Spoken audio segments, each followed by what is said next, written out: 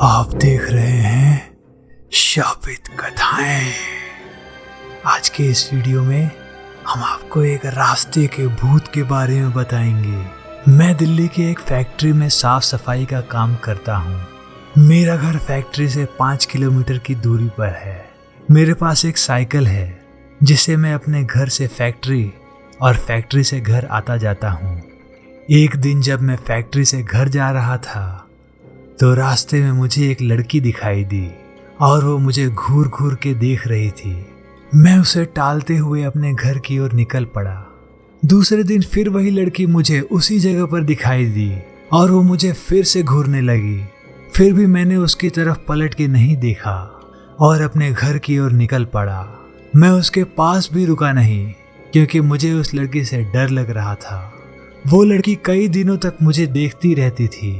एक दिन वो लड़की वहां पर नहीं दिखाई दी तो मैं सोच में पड़ गया कि ऐसा क्या हुआ होगा जो वो लड़की आज नहीं आई। फिर मैं अपने घर की तरफ निकल पड़ा।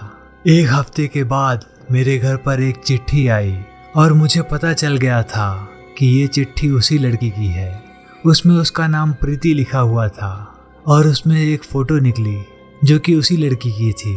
मैं चौंक गया कि उसे मेरे घर का पता कैसे चला। उस चिट्ठी में लिखा हुआ था कि कल जब फैक्ट्री से निकलो तो जहाँ पर मैं खड़ी रहती हूँ वहीं पर मेरा इंतज़ार करना। उसके दूसरे दिन मैं वहाँ पहुँच गया तो वो लड़की वहाँ पर नहीं खड़ी थी। मैंने काफ़ी इंतज़ार किया।